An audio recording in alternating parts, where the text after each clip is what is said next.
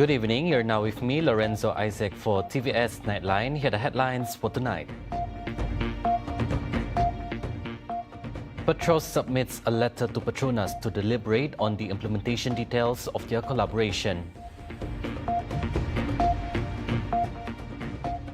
Meanwhile, 81 projects under the Village Expansion Scheme and Resettlement Scheme have been green-lighted so far this year. And in world news, Myanmar's junta said that the countries would hold an election by January, the first in the war-torn nation since the military coup in 2021.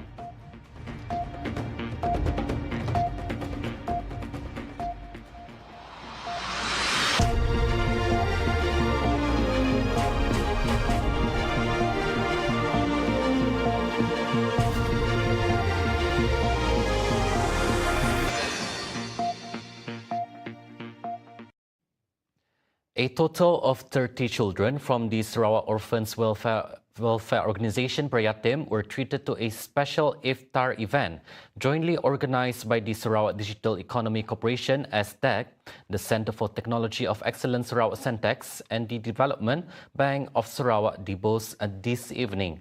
The event held at the Hikmah Exchange Event Centre was attended by the Premier of Sarawak, Dato' Petinggi Tan Sri Abang Johari Tun Openg. During the ceremony, Abang Johari presented Duit Raya to the children and witnessed the symbolic cheque presentation worth 25,000 ringgit to Prayatim Sarawak. The donation reflects the organizers' commitment to supporting the less fortunate during this holy month of Ramadan. Following the contribution session, the Premier joined the congregation for Ishaq and Tarawih prayers before concluding the event with More.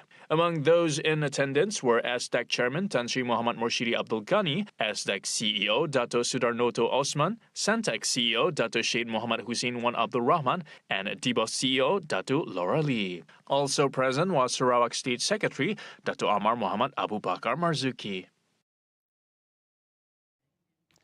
Discussions on the cooperation between Petronas and Petros are actively underway, with both parties currently reviewing details on administrative and commercial aspects. Deputy Prime Minister Datuk Seri Fadilah Yusof said Petros has submitted a letter to Petronas to discuss the implementation details of this collaboration. However, he noted that the final decision depends on Petronas' response. The details, hopefully they can come to agreement, the detailing part.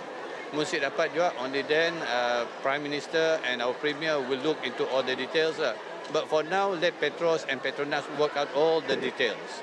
Termasuk the commercial arrangement, macam ni nak menterjemahkan undang-undang undang-undang yang boleh bergerak bersama, ya. The administrative and also the detailing part, it has to be worked out by both Petronas and Petros. He said this when met at the Bubur Pedas distribution event organized by the Kuching North City Hall DBKU in conjunction with Ramadan at the Santok Sports Complex earlier today. Fadilah added that further news of the discussions will be announced once both parties reach a consensus on the agreement details. Previously, Prime Minister Datuk Sri Anwar Ibrahim said that Petronas and Petros are expected to work closely in various related sectors following the recognition of the 2016 amendment of the Gas Distribution Ordinance.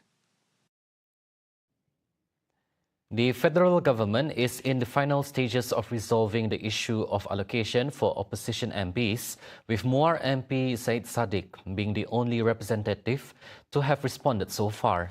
Deputy Prime Minister Datuk Seri Fadilah Yusof said Syed Saddiq has given feedback in principle and agreed to several aspects of the allocation. InsyaAllah selesai untuk Syed Saddiq sebab Syed Saddiq dah respon. Secara prinsipal dia bersetuju dengan beberapa perkara dan kita tengah finalize agreement. Dan insyaAllah kita akan dapat muktamadkan dengan Yang Berhormat Syed Saddiq. Fadilah noted that aside from Syed Saddiq, the government has yet to receive any feedback from other opposition MPs regarding the matter. Belum ada. Yang lain-lain saya belum terima. Setakat ini yang ada respon hanya Yang Berhormat Syed Saddiq. The issue of allocation for opposition MPs has long been a topic of debate, with some parties arguing that the lack of funds hinders their efforts to support the people in their constituencies. Up until February 28 this year, 81 projects under the Village Expansion Scheme (SPK) and Resettlement Scheme (SPS) were green-lit for the provision of 7,925 residential lots at a cost of 1.436 billion ringgit. Sarawak Deputy Premier Dato' Amar Awang Tengah Ali Hassan said that out of the 81 projects, 24 have been fully completed as planned, while the remaining 57 are expected to progress until the conclusion of the 12th Malaysia Plan in 2025. Of that total, 2 projects, SPK Kampung Dato, Kuala Lawas and SPK Sundar Lawas, have been completed with site preparations and infrastructure facilities in line with the new specifications. The other 6 projects, including SPK Trusan, are at different stages of planning and implementation. Di Lawas ini kita ada 8 skim pembesaran kampung. Bukan saja di Trusan. Dan yang baru-baru ini diluluskan juga oleh Yang Amat Berhormat Premier melalui projek rakyat skim pembesaran kampung Long Tuan di Trusan yang akan dikendalikan oleh LCDA. Jadi projek SPK, SPS ini ada yang dilaksana oleh Jabatan Tanah dan Survey, ada yang dilaksana oleh LCDA, dan kita in the northern area ni ada juga yang dilaksana oleh NRDA. He was speaking at the launch ceremony for the construction of affordable housing under SPK Trusan earlier today. Apart from building residential homes, the Sarawak government is also providing comprehensive infrastructure, including roads, concrete drains, retaining walls for lots, as well as water supply reticulation and electricity supply systems. Designed to meet new specifications, the construction of this infrastructure incurs an average cost of 150,000 ringgit per lot. Each SPK and SPS project also includes designated areas for public facilities such as kindergartens, recreational spaces, and places of worship. Residential homes are available to eligible SPK and SPS lot owners who can apply for financial assistance from Mutiara Mortgage and Credit Sendirian Berhad. Financing is offered at low interest rates, 1% for the B40 group and 3% for the M40 group.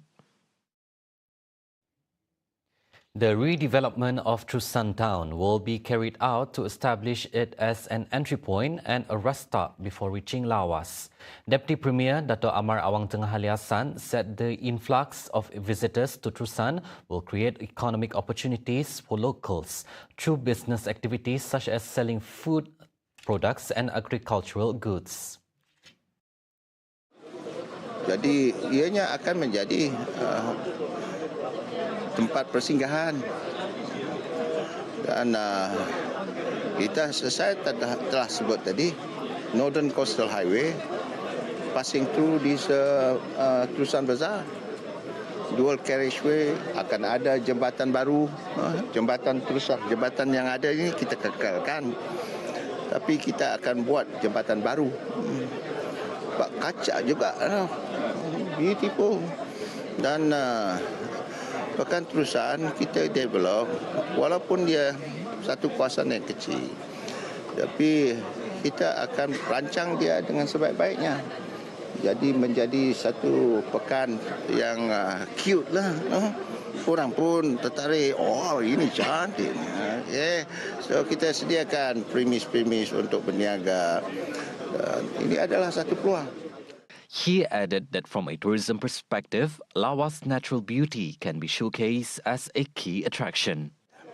Dan dari segi tourism, because of the nature, tengok saja macam di Hulu Trusan, kita saluri sungai-sungai, berapa aktiviti boleh kita atur. Seronok tu.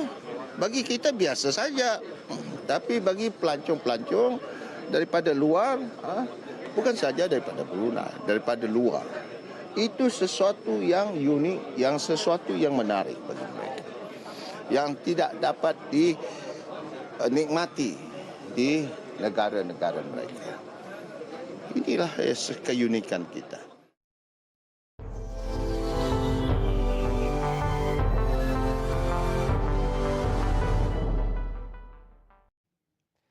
Myanmar's junta chief said the country would hold an election in December or January, the first in a war-torn nation since the military staged a coup in 2021. General Min Aung Hlaing said the vote would be free and fair, adding that 53 political parties had submitted their lists to participate. During a state visit to Belarus on Friday, Min Aung Hlaing said the election will be held sometime in December this year or by January next year and invited observers from Belarus to monitor the election. The Myanmar military seized power in 2021, making unsubstantiated claims of massive electoral fraud in 2020 polls won resoundingly by Aung San Suu Kyi's National League for Democracy. It has since unleashed a bloody crackdown on dissent, and as fighting ravages swaths of the country had repeatedly delayed plans for fresh polls that critics said will be neither free nor fair. The junta is struggling to crush widespread opposition to its rule from ethnic rebel groups and pro-democracy People's Defense Forces. The junta in January extended an already prolonged state of emergency by 6 months, eliminating the possibility of long-promised polls until the second half of the year at the earliest. Impeached South Korean President Yoon Suk-yeol was released from detention today after a court voided his arrest on procedural grounds, but he remains under investigation over his declaration of martial law. The suspended president, who was detained in a raid in January on insurrection charges over his December 3rd attempt to subvert civilian rule, walked out of the detention center smiling before bowing deeply before a small crowd of cheering supporters. 소중한 국민 여러분께 혼란과 불편을 끼쳐드린 점 진심으로 죄송스럽게 생각합니다. A day earlier, a court had cancelled his arrest warrant on technical and legal grounds, a decision that prosecutors probing Yoon said was unjust. Yoon was freed after the prosecutors waived their right to appeal the court verdict, which was specifically about technical details of his detention on criminal charges. Yoon also faces a separate constitutional court ruling on whether to uphold his impeachment and formally strip him from office, with the judge's decision expected any day. South Korea must hold a fresh presidential election within 60 days if Yoon is removed. The criminal case against him will continue even if he is formally stripped of office. See the world closer with TVS as we bring you the latest news updates both locally and internationally. For more headlines anytime, anywhere, just head on to our official website at tvsarawak.my or follow us on our social media platforms at TV Sarawak. Those were the updates on TVS Nightline. I'm Lorenzo Isaac. Thank you for watching and have a good night.